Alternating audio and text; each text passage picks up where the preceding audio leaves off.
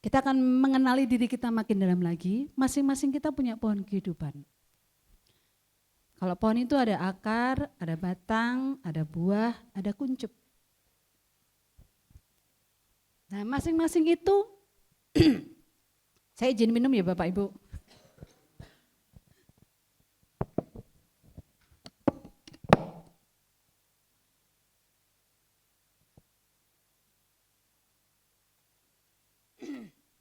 Nah, akar itu menggambarkan masa lalu. Masa lalu tidak selalu menyenangkan, tidak selalu juga menyedihkan. Tapi masa lalu itu membuat kita menjadi kuat berdiri saat ini karena masa lalu kita. Kemudian batang. Batang itu adalah saat ini, sekarang ini. Apakah sekarang ini kita menjalani kehidupan dengan mudah? Atau selalu sulit? Pasti tentunya ada kemudahan dan ada kesulitan. Itu pun akan membuat kita makin kuat, makin dewasa, makin bisa menyelesaikan banyak hal dengan baik. Kemudian buah. Buah itu pencapaian, hasil dari kerja keras kita. Apakah ketika kita mencapai buah itu diraih dengan mudah? Tentunya dengan segala perjuangan. Nah, ketika kita melihat buah itu, hati kita jadi bangga karena kita sudah melewati masa itu dan kita bisa mencapai buahnya. Kuncup. Kuncup itu harapan, impian tentang masa yang akan datang. Sesuatu yang akan membuat kita menggebu-gebu untuk kita bisa mencapainya. Saya akan mencontohkan pohon kehidupan saya. Terlihat ya, atau tulisannya kecil. Saya dulu pernah menjadi trainer di YKKS. Enggak sama Pak singkatannya. YKKS itu Yayasan Kesejahteraan Keluarga Sugio Pranoto. Ada di Semarang. Banyak hal yang menolong saya untuk menjadi trainer saat itu. Saya trainer paling, kalau bilang senior, saya paling tua lah. Jadi jarak saya dengan yang paling dekat dengan saya usianya itu 4 tahun di bawah saya.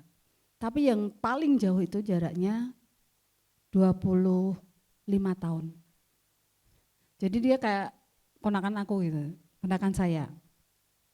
Enggak mudah bagi saya untuk bisa bekerja bersama dengan teman-teman secara usia jauh. Tapi itu menolong saya. Ada kebanggaan, ada rasa sukacita ketika saya bisa bekerja sama dengan teman-teman ini. Dan itu membentuk saya sehingga saya bisa menjadi trainer seperti sekarang ini. Saya sudah, di masa lalu saya juga punya bisnis. Saya punya peternakan yang awalnya kapasitas 5.000 ekor menjadi 12.000 ekor. Itu dengan segala tantangan, suka dan dukanya, tetapi itu membuat saya menjadi menghargai orang lain, menghargai perjuangan, dan membentuk saya punya mental yang kuat untuk bisa menyelesaikan banyak hal di masa-masa sekarang ini. Di Batang ini sekarang saya jadi trainer di KKS. Tidak mungkin saya jadi trainer di KKS, trainer di freelance bersama saat ini dengan KLHK. Di Semarang saya juga ada trainer juga. Tidak mungkin saya ada jadi trainer sekarang ini kalau tidak ada di masa lalu saya yang dibentuk dengan cara yang seperti itu, dan saya menjadi kuat. Saya bisa, maaf kalau saya bisa menolong Bapak Ibu dengan meditasi, itu bukan terjadi dengan serta-merta, tapi harus dengan banyak belajar, terus-menerus belajar. Itu membuat saya menjadi kuat saat ini. Kemudian dari pengalaman bisnis saya mempunyai bank sampah Berkah Pelangi Kasih. Nah, bank sampah ini sedang terus bertumbuh-tumbuh. Saya punya teman-teman yang sungguh-sungguh tangguh berjuang, tidak gampang menyerah, tidak mudah memang. Karena satu kepala, satu pikiran, 4 kepala, 4 pikiran dengan latar belakang masing-masing, bagaimana kami harus saling berkolaborasi. Tapi ketika kami berhasil mengatasi ketidakcocokan itu, bisa menjadi teman yang klik, itu membuat bangga. Kemudian di pencapaian atau buah. Nah, saya merasa sangat termotivasi, bersemangat ketika saya bisa memahamkan materi itu dengan baik. Karena tujuan utama seorang trainer itu adalah materi itu bisa sampai ke peserta, bisa dipahami dengan baik. Nah, itu cukup bagi saya. Jadi satu materi selesai, bisa dipahamkan dengan baik, itu sudah membuat saya sebagai pencapaian saya. Kemudian di BS, di Bank Sampah Berkah Pelangi Kasih itu, saat ini kami sudah membina 12 bank sampah unit, ada 5 toko kelontong, toko elektronik yang besar, kemudian 3 sekolah yang jadi dampingan kami, dan 1 universitas Bina Nusantara.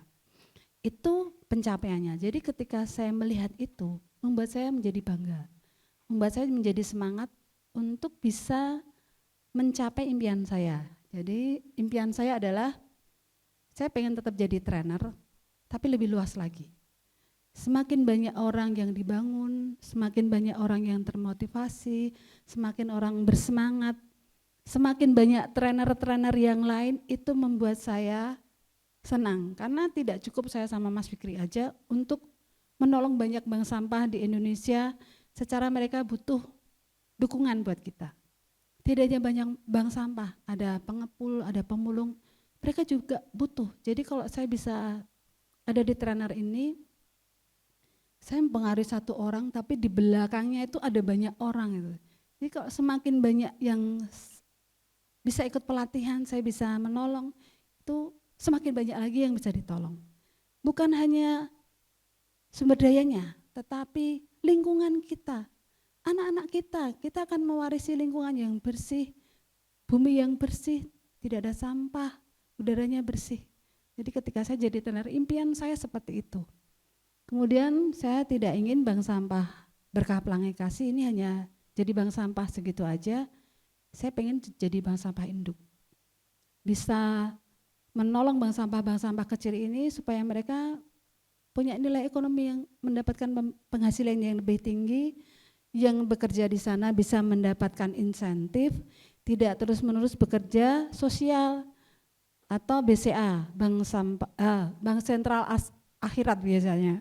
Jadi mereka ya udah kerja sosial aja, nggak dihargai, nggak apa-apa. Sebenarnya mereka pun juga ada perasaan pengen deh dapat nilai ekonomi. Oke, Bapak Ibu punya pohon kehidupan masing-masing. Halaman berapa Mas? Halaman 44. Bapak Ibu bisa menuliskan dari akar, batang, buah, dan kuncup dari masing-masing Bapak Ibu. Saya berharap untuk kuncupnya tolong disertakan pengen jadi trainer yang seperti apa. Waktunya 5 menit untuk mengisikan 4 kolom ini ya.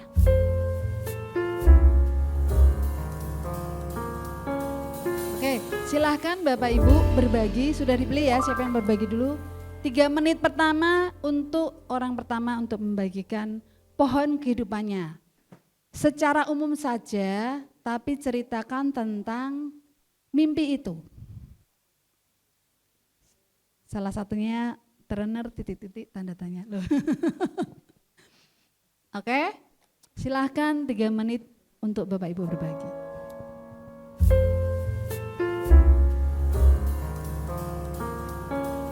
Sudah ya? Sudah ya? Nanti dilanjut makan siang. Silakan untuk orang kedua untuk bercerita tentang pohon kehidupannya. 3 menit, monggo.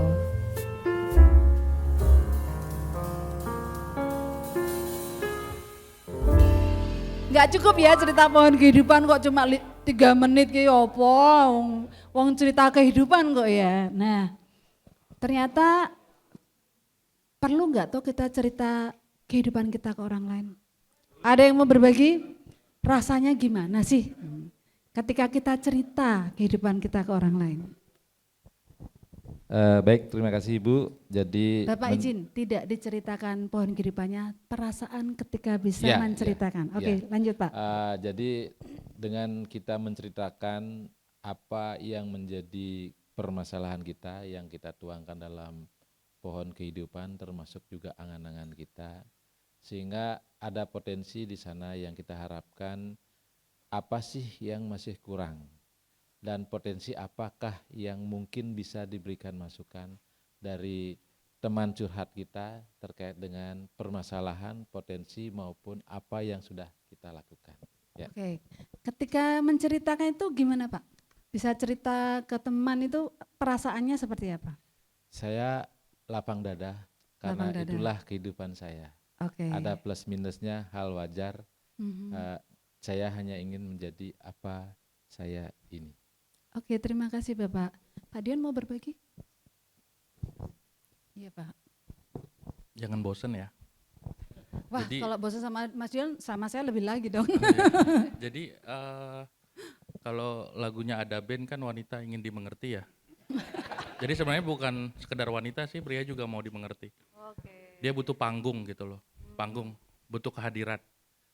Artinya ketika ada respon feedback balik, disitulah hakikat sebuah manusia, kehadiran itu. Disadari maupun tidak disadari kita butuh panggung itu, bukan partai politik aja butuh panggung. Dan respon yang diperhatikan kita selama 3 menit, secara presentasi cukup 1 menit orang dihargai. Ini Bu pemimpin kita ini menyampaikan dikasih, Bu Luki bilang 3 menit, wah luar biasa lagi, berarti 3 kali lipat dari yang saya rasakan. Terima kasih Bu Mila. Dan terakhir, ya kita berada di sini terasa menjadi bagian yang utuh, bukan menjadi orang yang menjadi sisipan. Itu yang saya rasakan. Terima kasih waktunya. Terima kasih. Nah, ketika kita didengarkan, kita cerita, plong. Nah, kalau kita didengarkan nih pohon kehidupannya rasanya gimana? Ada yang mendengarkan nih pohon kehidupan kita? Ada yang mau berbagi, sharing, Mas Aga? Habis ini Mas Teguh ya. Ini ketika kita didengarkan ya Bu ya. Jadi ketika kita didengarkan itu benar-benar kita itu ini ya, ketika kita ada masalah dan sebagainya itu kita kayak merasa tenang gitu ya Bu ya. Kayak kita itu kayak beliau itu cukup mendengar itu hal yang baik menurut saya ya, karena kita itu kadang itu ketika cerita itu kita cuma ingin didengarkan gitu kan, keluh kesah kita dan sebagainya, dan merasa itu kayak istilahnya dunia itu kita itu nggak benar-benar sendiri lah, kita ada yang istilahnya peduli sama kita, jadi kayak kita merasa ini ya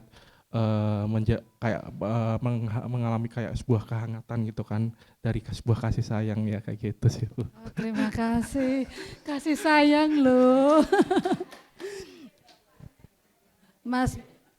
Mas Dion merasakan bahwa ketika bercerita dapat panggung nih, ada kesempatan bahwa pria itu juga butuh didengarkan.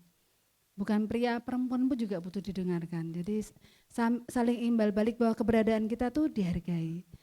Mas Yaga merasa dikasih ya Mas ya, didengarkan, diperhatikan. Kalau Mas Teguh nih gimana?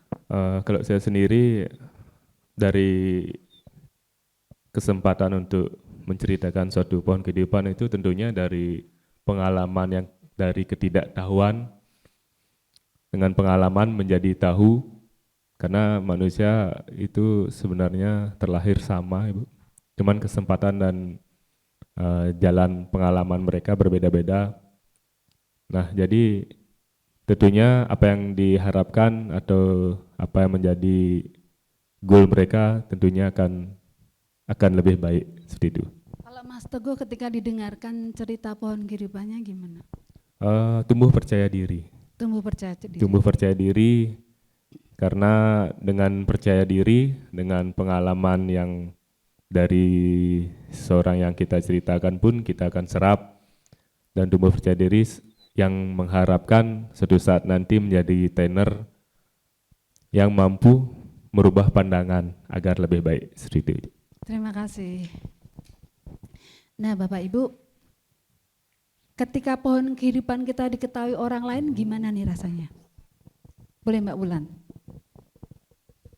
Pohon kehidupan kita tuh jadi orang lain tahu gitu rasanya gimana nih?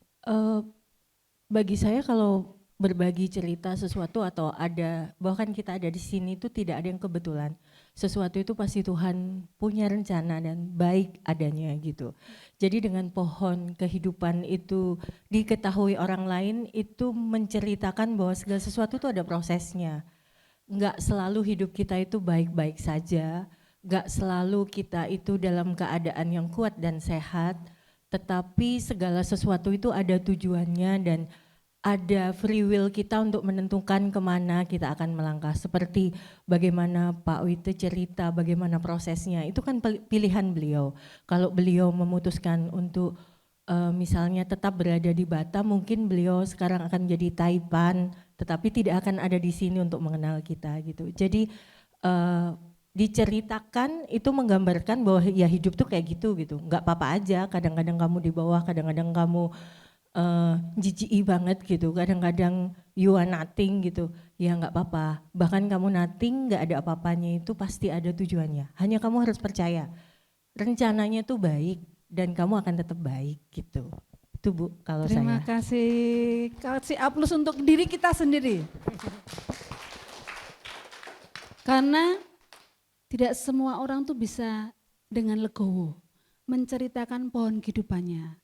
Kadang-kadang kita tutup-tutupin nih diri kita nih, sesuatu yang ini tuh nggak perlu tak share ke orang lain. Tapi itu pun enggak apa-apa, karena masing-masing kita pun punya kehidupan pribadi yang harus kita hargai. Nah Bapak Ibu, bahwa pohon kehidupan kita ini pasti tidak hanya terjadi saat ini, ada masa lalu yang membuat kita menjadi kuat.